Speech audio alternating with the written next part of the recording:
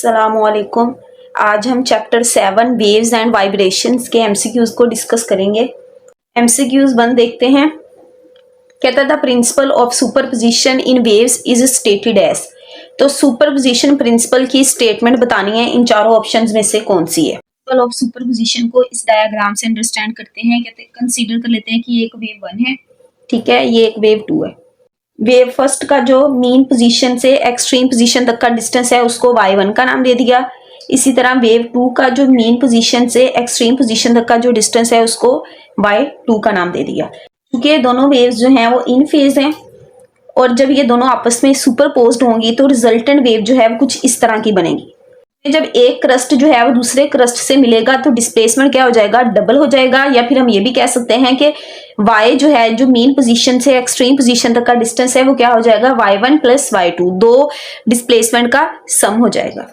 अगर हम यहाँ पर देखें तो ये एक वेव 1 है, इसका डिस्प्लेसमेंट क्या है y1, इसका क्या है y2। अब ये जो है वो इन फेज नहीं है, ये आउट ऑफ फेज है। जब इस वेव का क्रस्ट है तो दूसरी वेव का क्या है, इस टाइम ट्रफ जा रहा है। इस तरह जब यहाँ पर ट्रफ है तो यहाँ पर क्या होगा, क्रस्ट होगा। जब ये दोनों वेव्स आपस में सुपरपोज्ड होंगी तो कुछ इस तरह की कंडीशन बनेगी, ठीक है।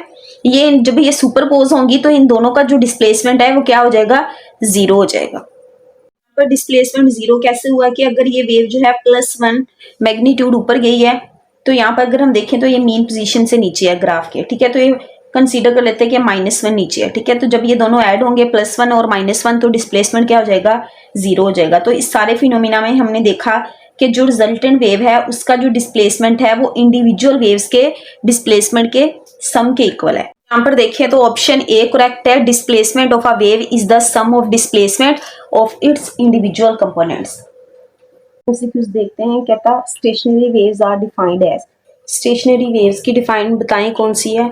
स्टेशनरी वेव्स उस वक्त बनती हैं जब दो वेव्स जिनकी एम्पलीट्यूड सेम है, जिनकी फ्रिक्वेंसी सेम है, स्पीड सेम है, लेकिन वो ऑपोजिट डायरेक्शन में मूव करती हैं। एक फॉरवर्ड जा रही है, एक बैकवर्ड जा रही है, ठीक है। जब ये दोनों वेव्स सुपरपोज्ड होंगी तो कुछ इस तरह वेव बनती है और इसको क्या बोलते हैं, स्टेशनरी वेव बोलते हैं।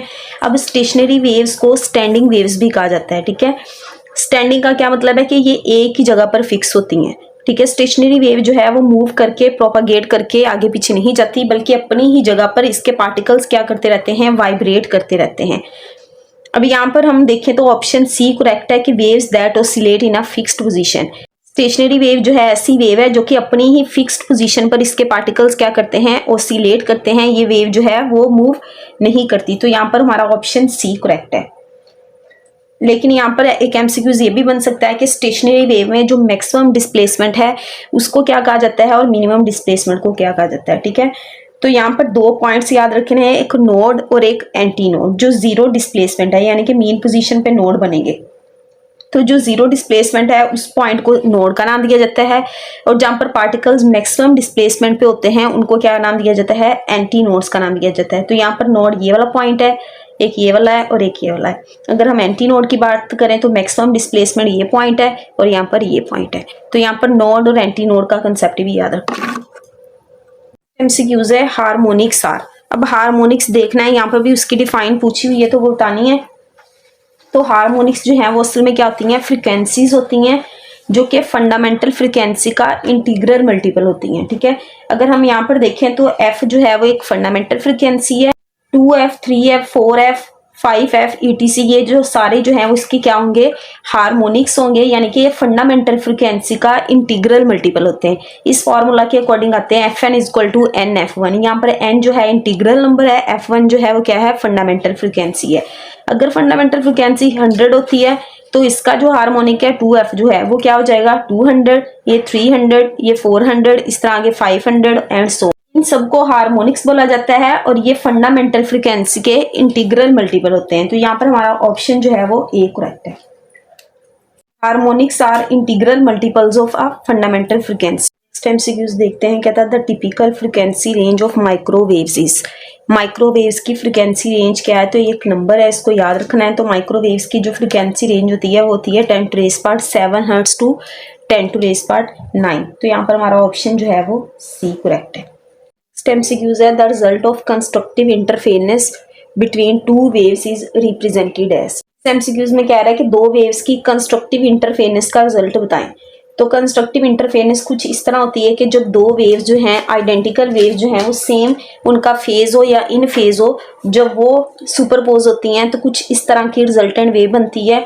यहाँ पर दोनों वेव्स के जो हैं एम्पलीट्यूड ऐड होते हैं और जो रिजल्टेंट वेव है उसका एम्पलीट्यूड क्या हो जाता है, इंक्रीज हो जाता है, इन दोनों के सम के इक्वल हो जाता है। ठीक है, तो यहाँ पर हमने देखा कि कंस्ट्रक्टिव इंटरफेरेंस उस वक्त होती है जब दो आइडेंटिकल वेव जो हैं उनका सेम फेज होता है, जब वो सुपरपोज होती हैं। जब वो सुपरपोज होती हैं तो बनने वाली वेव का जो एम्पलीट्यूड है वो क्या हो जाता है, इंक्रीज हो जाता है। तो यहाँ पर हमारा ऑप्शन जो है वो कौन सा, बी करेक्ट है, an increase in amplitude.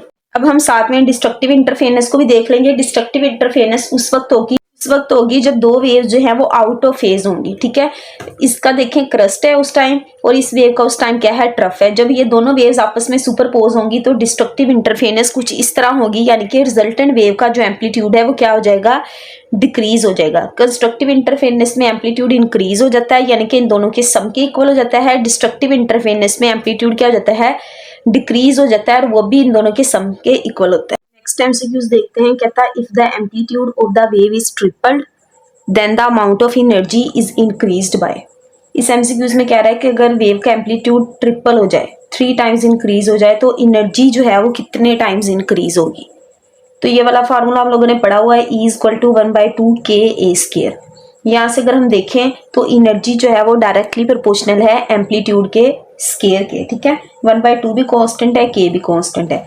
Condition क्या है कि एम्पलीट्यूड ट्रिपल हो जाए, तो हम क्या करेंगे, ए प्राइम को पुट करेंगे 3a, एम्पलीट्यूड 3 टाइम्स इंक्रीज हो गया। अब हम एनर्जी देखेंगे तो जब इस फॉर्मूले में पुट करेंगे तो E प्राइम = 3a², और इसको जब ओपन करेंगे तो बन जाएगा E प्राइम = 9a²। यानी कि अगर एम्पलीट्यूड 3 टाइम्स इंक्रीज होता है तो एनर्जी कितने टाइम्स इंक्रीज हो जाएगी, 9 टाइम्स। तो यहाँ पर हमारा ऑप्शन जो है वो सी करेक्ट है। नेक्स्ट एमसीक्यूज देखते हैं। कहता है the bending of waves around an obstacle is called as. Waves का जो है किसी रुकावट के गिर्द मुड़ जाना जो है वो क्या, कौन सा फिनोमेना कहलाता है, तो ये डाइफ्रैक्शन कहलाता है। डाइफ्रैक्शन की डेफिनेशन है, इसको एज इट इज याद रखेंगे। तो यहाँ पर option C correct. Next MCQs है the Doppler effect used in astronomy is for. Doppler effect जो है वो एस्ट्रोनॉमी में क्यों यूज किया जाता है, तो डॉपलर इफेक्ट से हम जो है गैलेक्सीज की या स्टार्स की वेलोसिटी को डिटरमाइन करते हैं। कैसे, इफेक्ट में हम लोग रेड शिफ्ट और ब्लू शिफ्ट को देखते हैं। अगर कोई स्टार या गैलेक्सी जो है वो अर्थ से दूर जा रही हो तो रेड शिफ्ट शो कर रही होती है लाइट, और अगर कोई स्टार या गैलेक्सी जो है वो अर्थ की तरफ मूव करे तो ब्लू शिफ्ट यहाँ पर लाइट शो कर रही होती है। अगर कोई स्टार या गैलेक्सी जो है वो अर्थ से अवे मूव करती है तो वेवलेंथ इंक्रीज होती जाएगी, फ्रिक्वेंसी डिक्रीज होती जाएगी और रेड शिफ्ट शो होगी। ठीक है, लेकिन अगर कोई गैलेक्सी या स्टार जो है वो अर्थ की तरफ मूव करता है तो वेवलेंथ डिक्रीज होती जाएगी, फ्रिक्वेंसी इंक्रीज होती जाएगी और ब्लू शिफ्ट लाइट शो करेगी। ठीक है, तो यहाँ पर डॉपलर इफेक्ट से हम लोग जो है गैलेक्सीज की वेलोसिटीज को डिटरमाइन करते हैं। तो यहाँ पर ऑप्शन जो है वो हमारा बी करेक्ट। हम वेलोसिटीज कैसे डिटरमाइन करेंगे, जब हमें वेवलेंथ और फ्रिक्वेंसी का पता होगा तो v = f लैम्डा। इस फॉर्मूला के अकॉर्डिंग जो है हम गैलेक्सी या स्टार की वेलोसिटी को फाइंड कर सकते हैं। तो ये थे हमारे चैप्टर 7 के एमसीक्यूज जो कि हमने डिस्कस कर लिए हैं। अल्लाह हाफिज।